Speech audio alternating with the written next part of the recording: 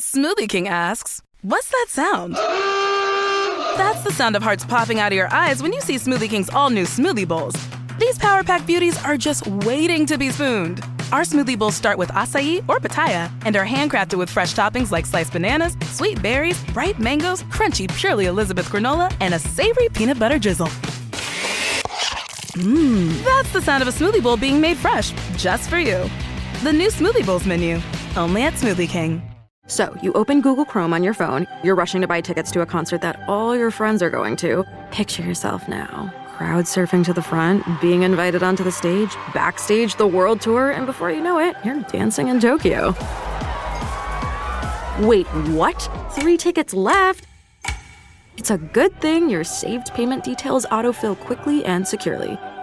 There's no place like Chrome. Download Google Chrome on your phone.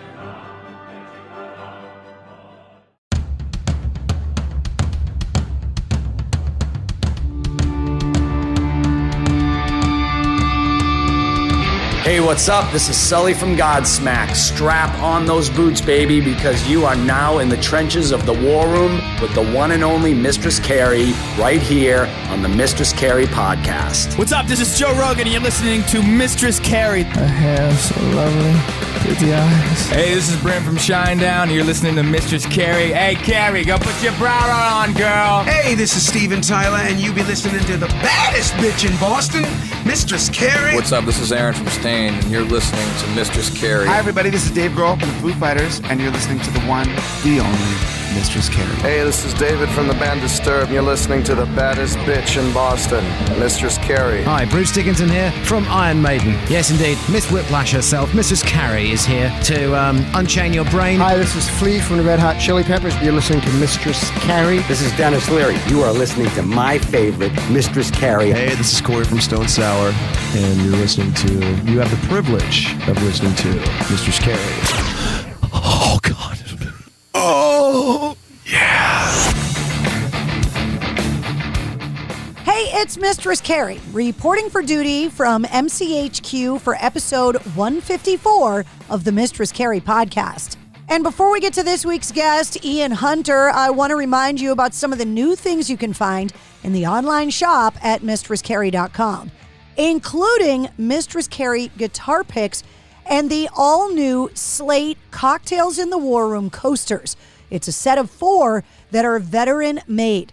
You can check out all that and more. Just go to mistresscarrie.com and click shop. My guest this week, Ian Hunter, really doesn't need an introduction. The 83-year-old is a member of rock and roll royalty. He's a multi-instrumentalist, famed for his solo work and for being a member of Mott the Hoople. Well, Ian Hunter recently released his solo album, Defiance Part 1, that features everyone from Ringo to Billy Gibbons to Jeff Beck to Taylor Hawkins to Slash to Dean DeLeo to Joe Elliot, Johnny Depp, and so many more. I could not wait to talk to Ian Hunter about making this album in the middle of COVID. Plus, we talked about his upbringing, his illustrious music career, his inspiration, his songwriting style. I may have asked him for some marriage advice, and well, we may have even talked about the cat. Ian Hunter is saying a lot with Defiance Part 1, and yes, there is a Defiance Part 2. It was such an honor and a privilege to have him on the show, and I'm so excited for you to hear the interview. So, allow me to introduce you to the one and only Ian Hunter. Mr. Ian Hunter, oh my God, what a pleasure to have you on the show.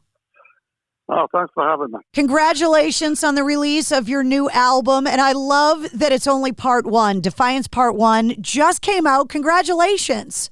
Cheers, Carrie. Peace. Yeah, Part 1. There's another one coming either late this year or early next year. Yeah. This is an album that you can add to a long list of albums that we really wouldn't have if it weren't for COVID, right? The fact that everybody kind of had the time off. Yeah. Yeah, it was fluky. I'd done some nights at the winery in New York, and I'd met this guy, Mike Kobayashi, who manages Def Leppard, and he asked him, and he wanted to manage me. And then COVID hit, and he said, you know, because my band, the Lamp Band, they didn't have any home studios, no way of contacting. So I started writing because, there's nothing to do, COVID. And he said, we could maybe go with people who have their own home studios, because they're sitting home too. And that's how it started. A lot of people had to find different things to do during COVID. They started gardening and doing jigsaw puzzles. You called Jeff Beck and Billy Gibbons and Slash and Joe Elliot and Taylor Hawkins. Totally different than my COVID. Well, yeah, great group of gardeners. Yeah, I mean, what happened was Michael Barty, and there's a guy called Russ Halfin, who's a famous photographer, and he's a mate of mine, and he said, I know some people want to play on your record. It's just going to develop from there, So when you came up with the idea and started putting the project together, who signed on first? Who was the first call? Slash. Slash was first, then Billy Gibbons. What we did was, Andy York, who co-produced with me, Andy's the guitar player with John Malachar. Andy came over here with a little black box with XLRs and a computer, and somehow we managed to get this demo down, and we got it tightened up a little bit by a guy that we know, James Fraser, who's an amazing engineer. And so we managed to somehow piano, vocal, demos for these people. And then, everybody was going, don't change the vocals, don't change the piano. So it just became a record, and it was luck, the whole thing. Dean DeLeo rings up and goes don't change the vocal, because now they're working with that vocal, you know what I mean? Which is supposed to be a demo vocal, but now it's going to be the vocal.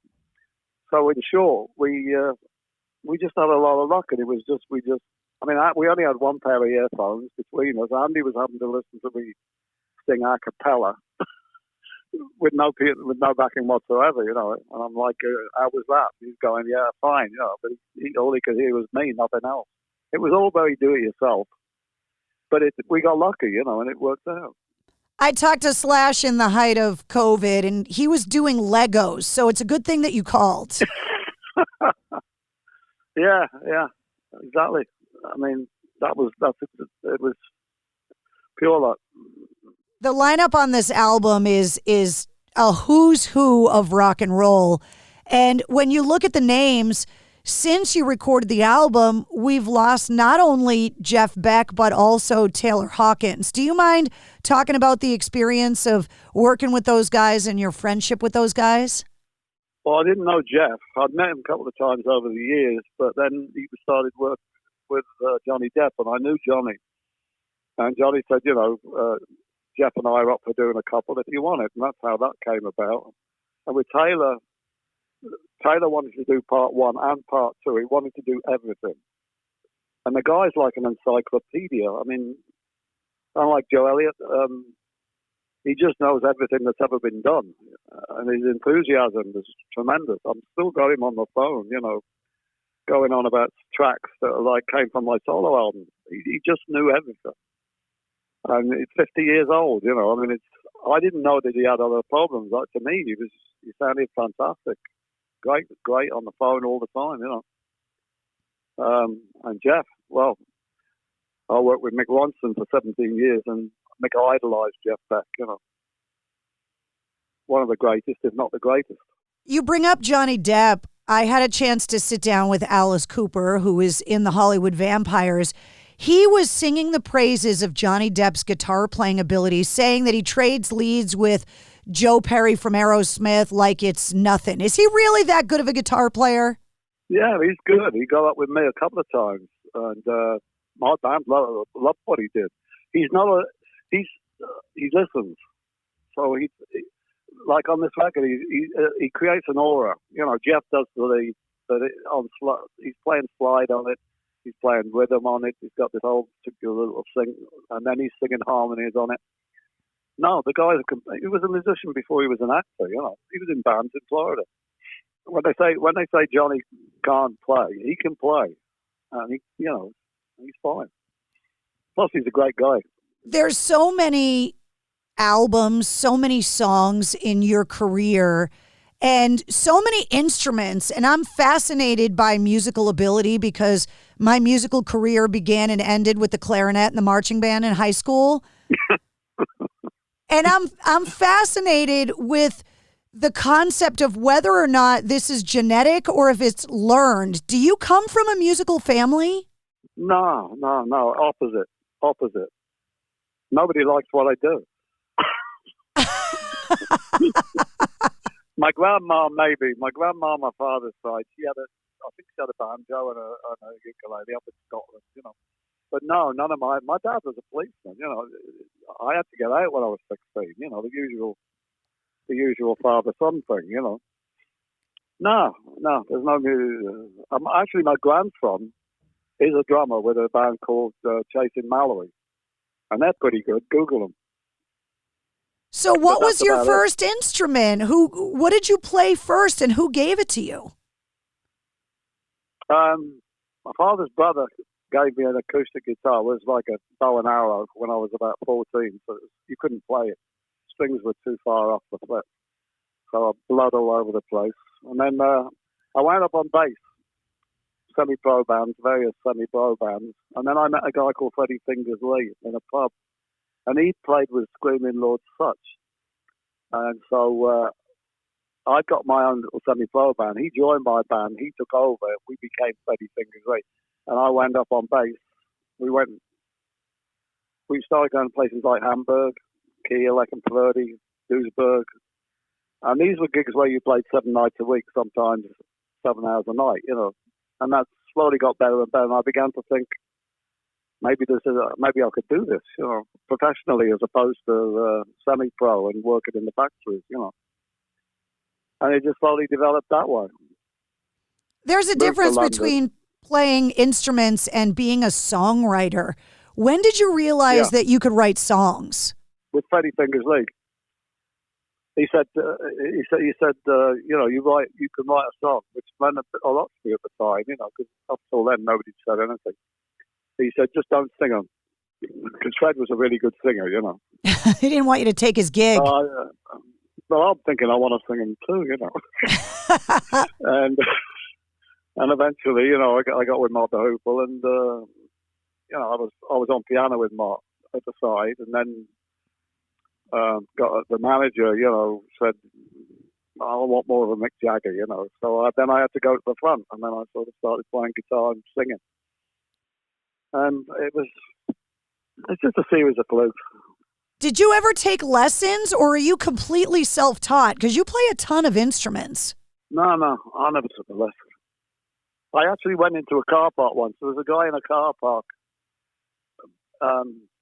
You know, he played guitar, so I got the first few chords off of him, but you had to get in and get out because he wanted to touch you, you know. So I'd get a couple of chords and then run for it. Oh! I've never heard that kind of a story before when it came to how someone started in their musical career. I never thought much of it at the time, but looking back, it's quite eventful, you know. So, do you learn from ear? Is that how you learn to play? Excuse me, yeah.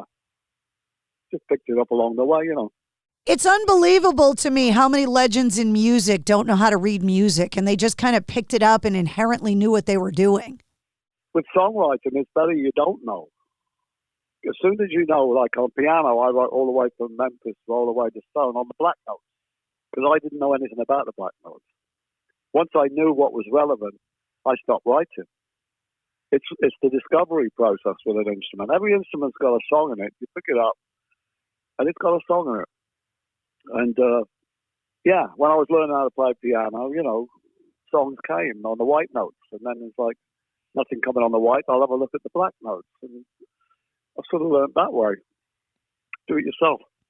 Do you remember the first song that you ever wrote? Yeah, I do, actually, because I kept on playing it for about 6 months. over and over and over and over, driving people crazy. Yeah. What was it called? I forget. Oh, God, now you're asking me. This is a long time ago. No, it's gone.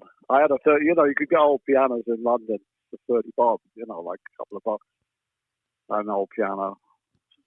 in the bedroom and belting away on it every night when you came home from work, you know. And eventually I signed with Francis Day and Hunter, which was a publishing company in London. And, you know, I got a couple covered. They were paying me 15 quid a week, which was a going rate at the time for an average job. You know, it kept me going while I was looking to find a band like Mott the Hoople. It was me and Roger out of Deep Purple. We both worked for Francis Day and Hunter as staff writers, you know. But they had people like Tom Jones and Engelbert Humperdinck. We couldn't write that kind of stuff. And it was embarrassing. You know, I used to go in on a Friday because nobody was there to get my wages. Because none of my songs were getting covered, none of Roger's songs were getting covered because we were doing new stuff, you know. Well, plenty of people have covered your songs now. Do you have a favorite version of one of your songs that someone else did? Is it Mary McKee? She did. There was a version of, there's a couple of versions of I Wish I Was Your Mother. There was a version by a girl that was really good. It's gone. Can't remember. But, yeah, I like that, you know. And Brian May did a good version of Memphis. I don't know. There's a few. Like you say. I get into a lot of conversations with musicians about kind of the history of rock and roll, and I call it the ping pong ball that gets lobbed across the ocean between, you know, the UK and America, and how it's constantly influencing back and forth. What influenced you growing up? What was the soundtrack to your childhood, the music you grew up wanting to be able to make yourself? Well, I was lucky because I was a bit older than everybody, and so I saw Sam Cooke, and I saw Little Richard, and I saw Jerry Lee, and I saw all these people when it was really wild, before it became, you know, showbiz, and I was in love with anywhere south of Memphis, you know. Jerry Lee was Faraday, Little Richard was Macon. These were, you know, Deep South. I fell in love with all that stuff. And it hasn't really changed. I mean, that was just, I was 18 years old. It was so exciting, you know, especially Jerry Lee. He was crazy. I just sat with his drummer, you know, Jimmy Van Eaton. He said he went on the road with him for a little while, but he couldn't take it because Jerry's off the wall, you know. And after the Second World War, you know, England had been so quiet, so kind of dismal, that this was fantastic, you know. This is what David Bowie would do later. It brought Technicolor to the drab black and white situation, you know. Well, some of the influences that a lot of bands list when it comes to inspiration, they always list the Beatles, and you've got Ringo on the album.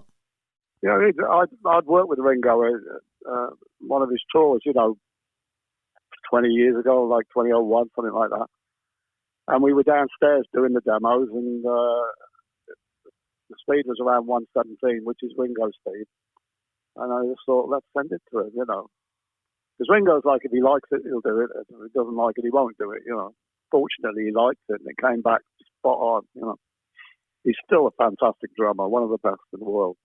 Edgar Winter told me that he got him on his album because Joe Walsh and Ringo's wives are sisters, and so he went through the wives. Said that's usually easier. That's the way to do it. Talk to me about collaborating with an artist like Robert Trujillo, who's in Metallica and known for, you know, the Suicidal Tendencies Metallica sound. People might not associate him with Ian Hunter. Well, he actually interviewed me in San Francisco about Jaco Pastorius. Because for bass players, Jaco Pastorius is the one. And back in 1975, I'd done an album called All American Alien Boys, and Jaco had been staying with Bobby Colomby, who lived quite near me. Bobby Colomby was Blood, Sweat and Tears, and he was getting fed up stopping with Bobby, so he came over and stayed with me, and we made a record down at Electric Lady. And on that album, Jaco played fretless bass. And fast forward to now, and Robert said, I played Jaco's bass on this track. So he must have bought Jocko's bass at some point. And so he's on it with Flash. And the intermingling's fantastic considering they're doing it at 2 different times in 2 different studios. This album could have never been made if not for the technology. Now, it's amazing you were able to put this whole project together in the middle of a global pandemic with no one in the room together. Well, there's a lot to do with Andy York, my co-producer. He gets all that stuff. I just do the songs, Andy can... The stems now, right? I mean, they go through the air, right? Like faders in the old days. And this may be the first album with not 1 but 2 Oscar winners, right? Because it's not just Johnny Depp. You've got Billy Bob Thornton on here too. Yeah, he was lovely. He was fabulous. And it's great to sing with him. We're very similar. He's Southern gent, but the harmony, the actual timbre of the voice is really good together, yeah. He's great. He sent me photos of his studio in LA. I didn't know he had a studio, but he's got this studio. There's about 80 guitars in there. They're all the same color. And I said, where'd you get all them? And he said, I was a roadie. I mean, back in the day, I was too, so you got to start somewhere. Yeah. But he's like lovely, he's like totally the guy next door. And I've loved all his stuff he's done, and he's pretty amazing at what he does. So to get him on a record is just fabulous. Is it amazing to you or a little bit of disbelief that you've had the career that you've had and that younger and younger generations of music fans are finding even your old music and that it's new all over again to them? Yeah. It's great. I mean, at the time, it's like, I wish this would sell more. And Joe Elliot told me when I did Alien Boy, we never understood it. We just didn't understand it. We were 14, we were 15, you'd been doing solid rock and roll. All of a sudden you do, David Sanborn and Pastorius and all these people. I lost a lot of fans when I left Mott and did that. The All-American Alien Boy, I lost more fans. But to me, I loved doing that. It was interesting. It was different. And I don't conform to album tour, and they're all got to be exactly the same, and they've all got to have hits on them. It's too much like hard work. I got retired. I got out of it for twice. The last time I started, I was 57, which is not a clever thing to do, But I can't be bothered with all that. I can't handle that premiership stuff at all. It's too much like hard work and it's boring. Well, I would think that it crushes creativity as well. That's what I'm saying, basically. It's great for a fortnight because it's what you always aimed at. Somebody's told me I'd be doing this and I'd be doing that. I would be over the moon, when I was a kid. But then it pales real quick because it becomes a business. You never really know what influence your music is going to have. And you couldn't have known back in the day with Mott how many artists and bands you influenced back then. No, I mean, I think that's what Mott's probably got a lot to do with why all these guys, did stuff on these 2 records, Because Mott was the spirit. It had the spirit. A lot of people, they play and it's all very good and all the rest of it, but there's something missing, and it's the spirit, and the original spirit. And like Jerry Lee had it, and like Little Richard had it, and like Gene Vincent had it, these people. When it was just in its first, when somebody said turn the snare up on a Boogie Woogie album, and turned it into rock. That was exciting. Plus, it doesn't sound like any of you guys like retirement anyway. I mean, look at the guys on this album. Billy Gibbons, Joe Elliot. These guys are all still hard touring bands. Guns N' Roses, all of them still out on the road, still making music. Well, yeah, because that's what they're there for. Yeah. Who wants to stop, if that's what you do? Plus, plumbers aren't very good when they're 15, but when they're 65, they're pretty good. And it's one of those things that you never really know how important they are until you really need them. Yeah. I don't know how it is because I've been in this business so long. I know it from my side of the fence, But it's most it's nice when you read stuff, and people how much it's meant in people's lives. That's a great payback. Could you have imagined Mott the Hoople in modern day with social media and all of that stuff? It's a good thing that all of that wasn't around back in the day. We wouldn't have got a deal. I mean, Ireland stuck with us for 4 albums, and none of them sold. Who would do that now? It wouldn't make any sense economically. You said you've got part 2 of this album coming out and that it's going to kind of have a different vibe to it. Can you talk about that? Well, the thing was, it was COVID and it was miserable politically, so I decided I wouldn't go that route, because people were fed up enough. The next one's a little more on the heavier side, I suppose, lyrically. But I deliberately tried to keep this one light, up as opposed to, oh God, COVID, politics. Next one, I'm giving in a bit. And it came out on vinyl. Does it surprise you that vinyl's back the way that it is? Yeah, I mean, I never really pay much attention, to be honest with you. But yeah, it is a surprise. It's doing more than CDs. And then there was all the panic, because Czechoslovakia's got to open all their plants again and get this all moving. A lot of kids seem to want to hear that vinyl sound. I'm never bothered about that. I mean, I like them. How do you listen to music then? Is it all digital stuff now? You don't have a record collection at home? Not really. I got a black box downstairs, so I can do cassettes and I can do CDs, and then we just got this Bluetooth thing. And I don't know how it works. It takes about half an hour to get it going. It does sound good once it's going. And, and I got old Pioneer stuff that I guess I could put together and make a stereo out of. But really, I mean, if you write these things, by the time it's finished, you're not really into listening to them, Did I read that you live in Connecticut now? That you're a New Englander like I am? Yeah. I lived in New York for a few years, on the east side, and then I was in on a bus with my youngest one, and he was in about 4 or 5, and a guy shot a guy on the pavement just outside the bus, and I just thought enough. So we moved up around here, I have to ask this question. I call it the Geezer Butler question. Because I never used to talk about artist pets before, and then Geezer started talking about all the cats and dogs he has, and now he names them all after gangster rappers. So I have to ask you. Exactly. Fun, that.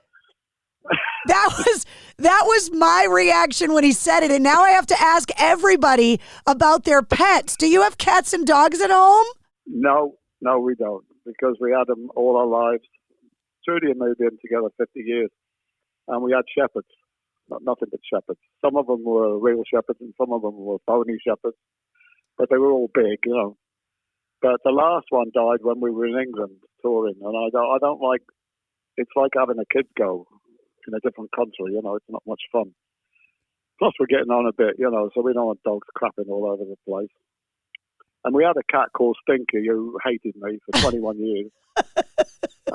Loved my wife, hated me, so well tolerated me, And I resented the 32 cents for the tin of cat food I paid for every day for 21 years.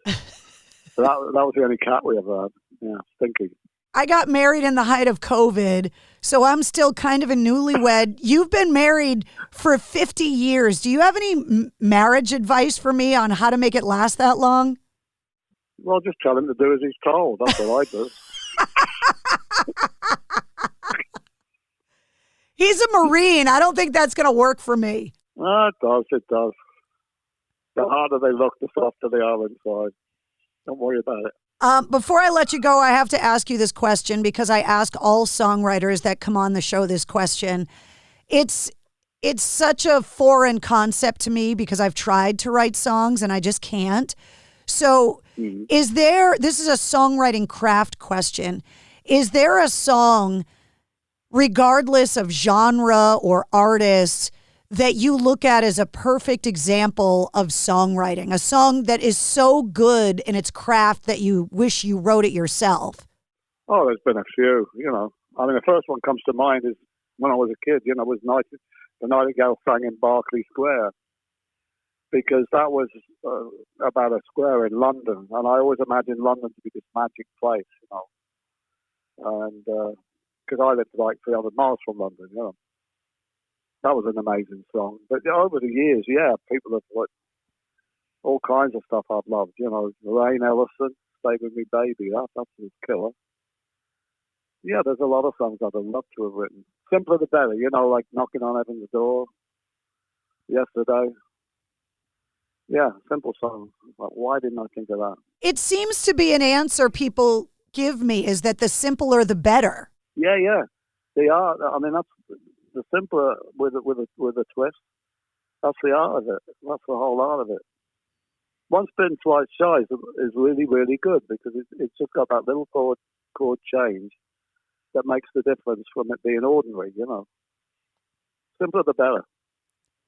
Well, you named the album Defiance Part 1 as kind of, to paraphrase, I guess, an FU at people who think you shouldn't be making music at this age. That you're going to decide when your career is over, and I love that so much.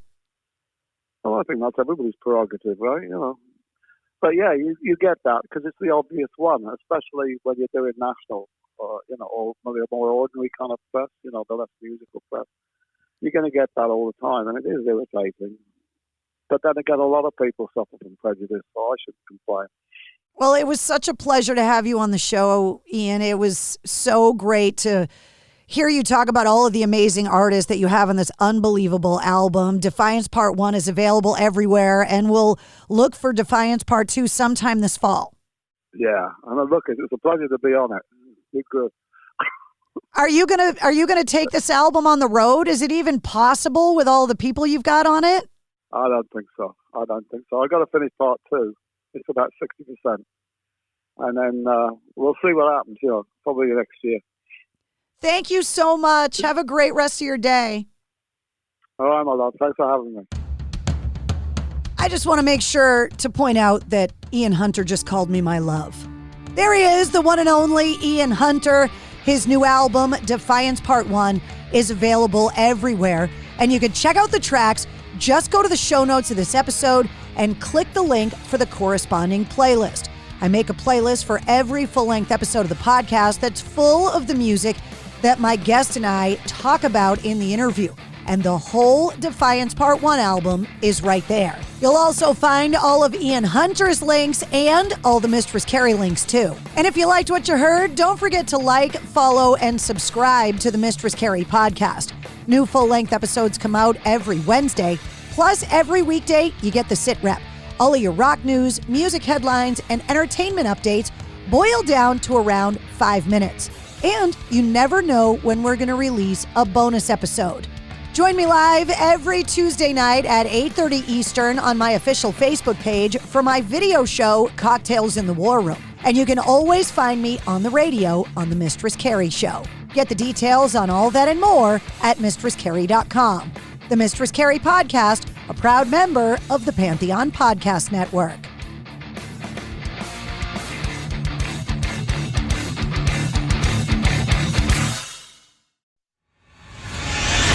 I'm Metalhead. Metal Mayhem ROC is the home for metal from the very beginnings. This is James DeBear from Hellstar. You're listening to Burnomatic. Dave Overkill from the Cleveland band Destructor. Hey, Dave, how are you? I'm doing great. To longtime headliners. Hey, this is Red Beach from Whitesnake. Hey, this is Vinny Appice from DeLeo, Black Sabbath, and Last in Line. To music of today. Hi, this is Olaf Wickstrand from Enforcer. Hi, this is Braun from Mastodon. You're listening to Metal Mayhem ROC. With John the Burnomatic Burner. Plus, we talk with producers and authors to give you behind-the-scenes info. Hi, this is William Irwin, author of The Meaning of Metallica, Ride the Lyrics. Greg Renoff, the author of the book Van Halen Rising and the Ted Templeman book, A Platinum Producer's Life in Music. Pleasure. Thanks for having me on. Metal Mayhem ROC, a proud member of the Pantheon podcast team, giving you more to listen for. Join our community, and always remember to keep it heavy.